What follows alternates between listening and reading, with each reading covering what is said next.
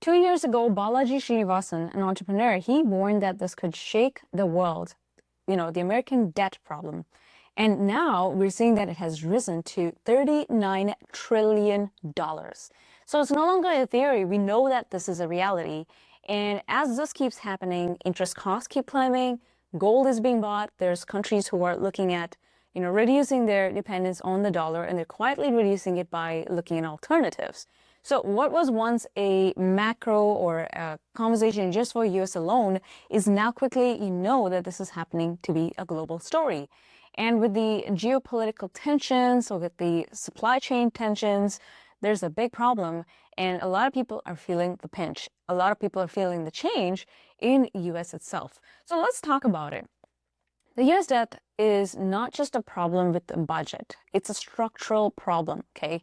Long-term obligations are rising because the interest costs are climbing faster than the actual economic growth. And then there's a system that relies on continued trust from global investors. So basically what this means is a lot of the other countries, institutions, everyone, once they start using but they continue to keep using the dollar reserve currency, it affects the global trade and it also affects the global financial system. Now, borrowing costs, debt pressure, rising interest rates, all of these are rippling across the world, not just in US alone. So what this means is that people are finding it tougher and harder, and they're feeling that pressure, especially in today's world.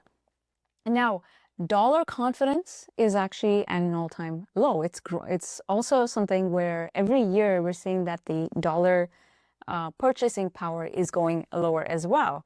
And so what this means is that the global reserves are all being something that is being looked at by different countries. So Balaji, the way he broke it down is he talked about it in 4 different layers.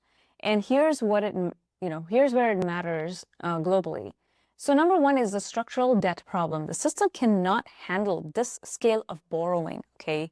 There's long-term obligations and things like pensions, social programs, other commitments, all of these keep rising because the faster than they can pay down its debt, they can provide all of these for people.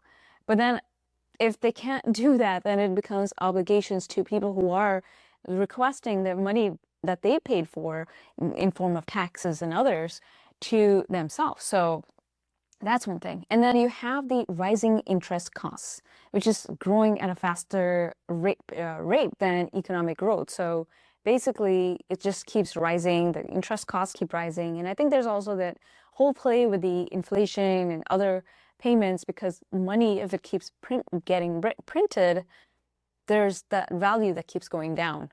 And then the 4th point is about the dependence of global trust. So what this means is that the system relies on the entire world continuing to buy US dollars, continuing to use the dollar as a reserve system. But if they're not paying back their debt, they're not paying back the money that they owe to US, then the entire system starts to collapse. So it's not just the debt number that we're seeing a combination of all these different layers that pressure the global system. And here's why it matters.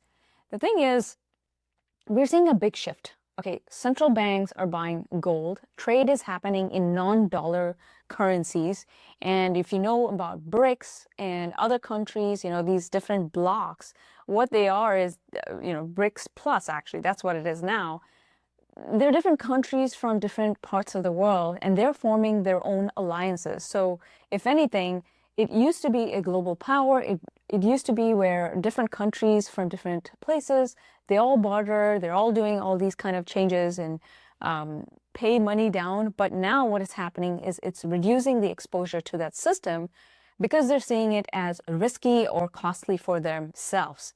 So what this means is that also dollar dependence is being questioned worldwide, globally. And so what people are doing, what countries rather are doing, is that they're building alternatives. And so they're diversifying their kind of interests. And, think about it as an investor. They want to see a place, they want to see a way where they can make money, and they don't want to lose money. So what's happening is, even if there's trade patterns, they're shifting. Just this year, China and India has increased their trade in their own currencies. And same thing with Russia, China, and many other countries, not just them, but many other countries, which signals a big shift that's happening in the global financial power. Now, you see the sanctions are also getting less effective than before because of all these changes. And if they're avoiding using the USD, the dollar, then they're going to bypass all these different trades and different programs.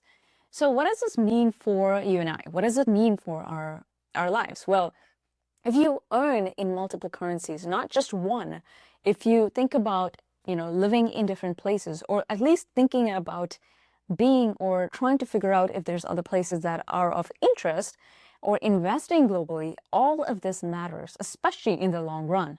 Because diversification is not just about being optional, it's actually a smart plan, especially for the future. And the people who are going and buying things like, they're buying gold, they're buying crypto. That's the new digital hedge against all of this.